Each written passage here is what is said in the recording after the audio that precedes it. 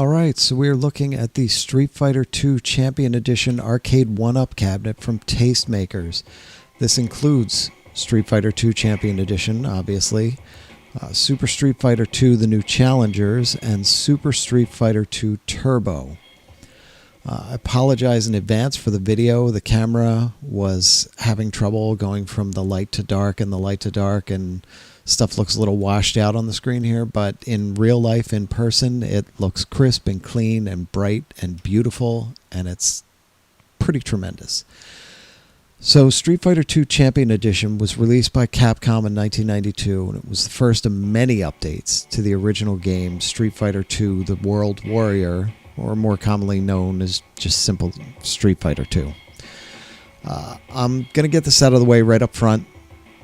This hit the arcades right around the time I was graduating from college, so I missed out on the entire Street Fighter arcade experience. I had Street Fighter II for the Sega Genesis, and I got pretty good at it. I was playing against my roommates at the time, but it's really not the same thing. The controls are so different. So just keep that in mind when you're watching me get decimated match after match here. I haven't had a whole lot of time to practice on this or edit together some great match or anything. I'm just sitting down and playing. So I'm going to get my ass kicked. Be ready for it. I'm not a Street Fighter guy with a deep arcade history with these machines, but now that I have this, I can take the time to learn at my own pace without bleeding quarters, which is pretty awesome. So I fully intend to take advantage of that, having an actual machine here that I can just go to town on and get good at. So for this update to the original game, the backgrounds were improved, the character portraits were redrawn, and two players could actually pick the same character for the first time, allowing what was known as mirror matches. This is actually the third biggest grossing arcade game of all time, and it's just a few spots above Asteroids and Defender, which were massive. They're in the top 10. But it's directly behind Pac-Man at number 1. Go Pac-Man. And Space Invaders at number 2. Go Space Invaders. All right. This is essentially, it's the king of fighting games. And if you're a fan of the genre, this is the one you need. I'm just really happy that I can practice at home with no need to waste quarters. So the cool thing about the cabinet is it's the actual cabinet. I mean, the layout and everything with the buttons and the graphics on it and everything, around the marquee there. They even have the misspelling where it says, instead of Balrog, it says Barlog. Everything is there just like it was in the arcade. It's a little bit smaller, obviously. It's not going to be the same size cabinet, but it's big enough that two players can play quite comfortably side by side and get into a good match. One thing I've noticed, though, when I was playing with one of my friends, is that you should have something like I'm on a slick wood floor, and the bottom of the cabinet will slide a lot when we get crazy with the controls and start pulling at things. Yeah, I was a little upset there. So when we go crazy and start pulling and pushing and hitting all the buttons, the cabinet can slide around. So if you're on a wood floor or anything like that, if it's not on a carpet, essentially, you might want to put something under it to make sure that it doesn't slide around too much, because it will. So another interesting thing about this machine is actually that the attract mode is the only one that actually has sound with it. And I wasn't prepared for that, because the Asteroids machine, Centipede, Rampage, their attract modes are just there with no sound, and you just get to see, you could see the Centipede screen right next to me, and it's just showing some of the gameplay. When the attract mode kicked in to Street Fighter II, it freaked me out, how loud it was. I just didn't expect it at all. So something to keep in mind when you're at home, if you don't want, your significant other to know that you're playing. There is that volume control there. So I'm going to get out of here at some point, and like all the other machines with Arcade1Up, you're going to hold down the Player 1 button to get back to the main menu, which I'll do in a second here, and we'll move over to Super Street Fighter 2, the new challengers.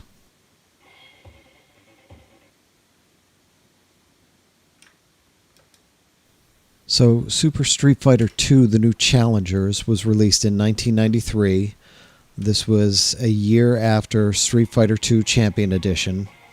It's got a new intro there. You can see much better graphics and all. This was the one that was used for Super Street Fighter 2 Turbo as well. You'll see when we get to that one.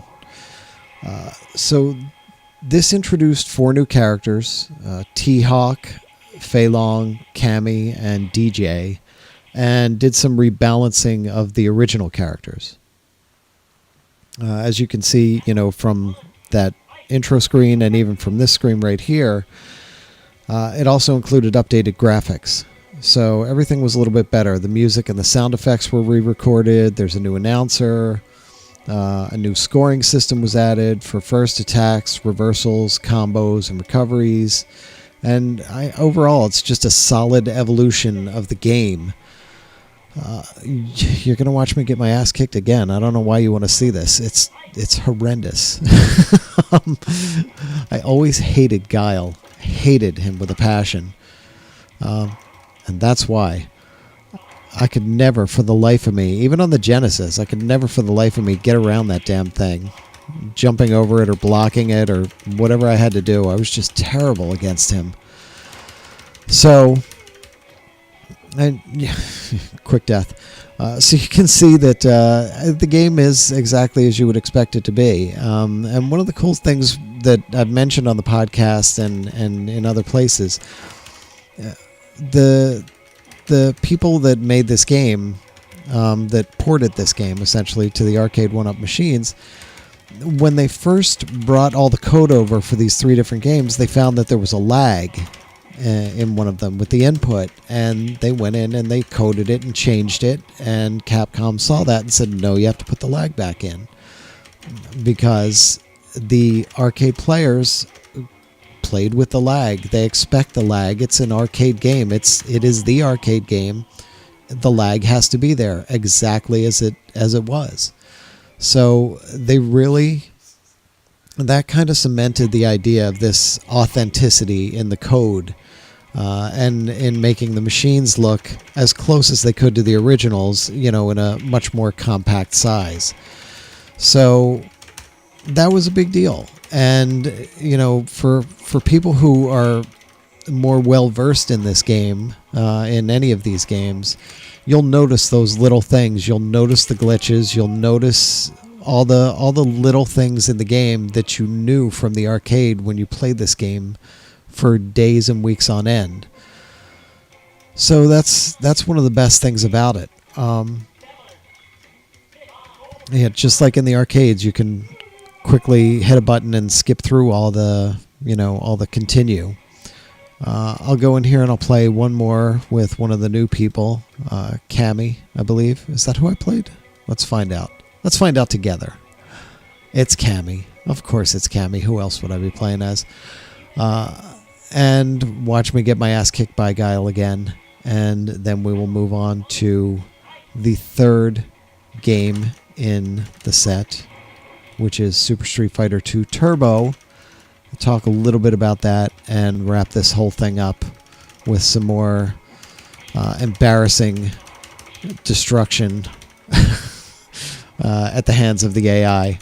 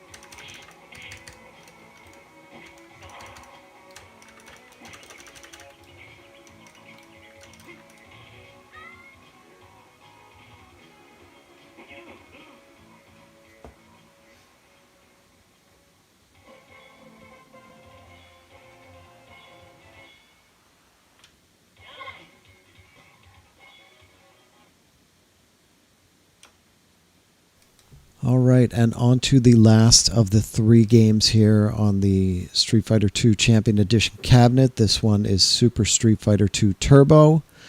It's the 5th sequel to the Street Fighter II and was released in 1994, which is a year after the last one we just did. This is a landmark game in the series because it had a huge impact on the esports scene. It's nearly 25 years since the game was released, and it's still being played competitively at tournaments around the world. That just goes to show you what a huge game this was, and still is. It's had a lasting effect on the tournament scene. Among the many smaller improvements and the addition of a secret character, Super Street Fighter II Turbo added super combos and air combos. So, and the bottom line is this. If you're a Street Fighter fan, you need to get this cabinet. Even if you're a casual fan of fighting games and you want to learn, this is really a great place to start. You're talking about some of the best fighting games ever made, and you don't have to keep pumping quarters into them as you slowly get better, which is one of the best parts of it. These are essentially 3 arcade-perfect recreations of some of the best versions of Street Fighter II built into a cabinet that looks just like the original Street Fighter II Champion Edition. It even has that misprint of Balrog's name on the front of the cabinet, just like the arcade. And obviously this one's aimed squarely at the hardcore Street Fighter crowd, but it still works as a party game for the casual button mashers, and it's absolutely worth the $299 price tag. Man, that was an ugly loss. So, check out our other close-up look videos on the other Arcade1Up cabinets, along with our video showing how to assemble this very cabinet. And save yourself some time and trouble as I'll walk you through some of the little tricky spots in the build. Because there are little minor tricky spots. It's a very straightforward build. You could probably put a cabinet together in about 30 minutes, 40 minutes, depending on how you do it. All you need is a Phillips head screwdriver and a box cutter, and that's it. It's very simple. If you put together IKEA furniture, you can put these together. But I will let this go out with a couple more minutes of me getting destroyed and then some of the attract mode, and we'll just kind of end it there. One other thing to keep in mind, I have not seen that the high scores save on this. I don't think they do.